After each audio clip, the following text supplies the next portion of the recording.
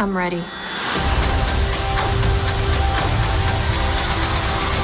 Captain Marvel. Hey guys, Mr. Everything here, back with another movie review video, and in today's video, I'm going to be reviewing Captain Marvel. So for you guys that are new here, how I like to do my reviews, I like to talk about the cast, the story, give some of my positives, some of my negatives, and then give my score. And also, the screen you guys are looking at, yes, it is the thumbnail for the video, but don't worry, I'm going to be adding clips and images from the film. So just jumping into the cast, so obviously this stars Brie Larson as Carol Danvers, Captain Marvel. We got Samuel Jackson as Nick Fury, Ben Mendelsohn as Talos, Jude Law as Jan Rog. And just starting off with the positives, obviously I thought the cast was great all around, but specifically Ben Mendelsohn as Talos. This should come to no surprise to any of us because he plays these villain roles so well, which is why he's always cast in them. He's really funny, surprisingly, and I just thought he was really good as this lead Skrull villain. And also another positive would be the connections to the MCU. Now, no spoilers, don't worry you guys, I'm not going to go too deep into it, but obviously this film has a lot of references to the MCU. It is a prequel, so we're going to get a lot of references to like the Avengers and stuff like that. And yeah, there's a lot of really big reveals in this film, and you know, not going too deep into it, you guys already know where we're kind of going to get in this film. I mean, this film obviously ties into Avengers Endgame, just all the other MCU films, and we get a lot of references and characters and mentions, and I just thought those were all great and they were perfectly sprinkled in there. They didn't feel overdone. It didn't feel like the film was overdoing the references or overdoing the fact that it was the MCU movie. It felt like it stood on its own, which was really good. And speaking of the references to the MCU, the post-credit scenes are by far some of the most important post-credit scenes, especially the mid-credit scene, like the first post-credit scene, whatever you want to call it. It is very important. It ties very closely to Avengers Endgame. That's all I'm going to say. And I also thought the usage of flashbacks was very unique and different for an MCU film. I thought it was very well done. And I believe Kevin Feige has came out and said that this movie isn't a traditional origin story film, and he's definitely right when he says that. And obviously Carol Danvers, you know, the character, she's learning about herself as the film goes on, and they use flashbacks in these very unique ways, and I thought they used it in a very good way. And I like all the child actresses that portrayed Carol Danvers. So jumping into the negatives, so I got a few here. So one of the negatives I would say is definitely the way that the film was shot. It wasn't shot in any special way, you know, it was just blandly shot, and that really hurts for me to say because with these Marvel films, they've been stepping their game up recently. Marvel has been criticized in the past for not having any color correction or any style to their films, but recently with movies like Infinity War, Black Panther, Guardians Volume 2, they have a lot of color, and you could tell they really took their time with adding details and color in the background. It felt very colorful and poppy, whereas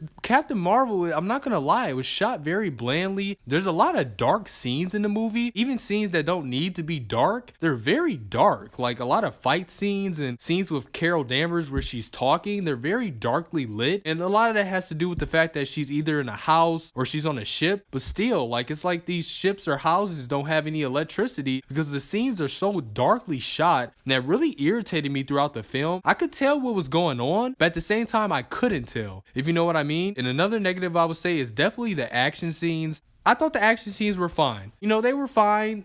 They just didn't blow my socks away. And honestly, coming out of the movie, none of the action scenes are memorable. Usually when you come out of these big Marvel movies, you want to say like, oh, you remember that one action scene? With this movie, absolutely none. Like, all the action scenes were just okay. None of them blew my socks off. I mean, you kind of saw some of them in the trailer. The choreography of it was okay as well. And by far, my hardest negative, which I hate to say this, is Brie Larson. Now, do not misquote me. I'm not saying Brie Larson sucks in this film. I thought she did a great job. You know, I thought she was fine as a character, but you know, after watching this film, I'm not gonna lie, I didn't fully buy into this character. I thought the character was okay. I like the character, but I just don't love the character. I don't love her like a Tony Stark, like a Steve Rogers, like a Thor. Now, most of that has to do with the fact that I've seen those characters in many of films, so I'm giving Captain Marvel a chance to see her in many upcoming films. Obviously, she's in Avengers Endgame. I'm assuming that she's probably gonna get a sequel, and I'm gonna give her a chance for me to get used to her, but I just don't love this character. I like her,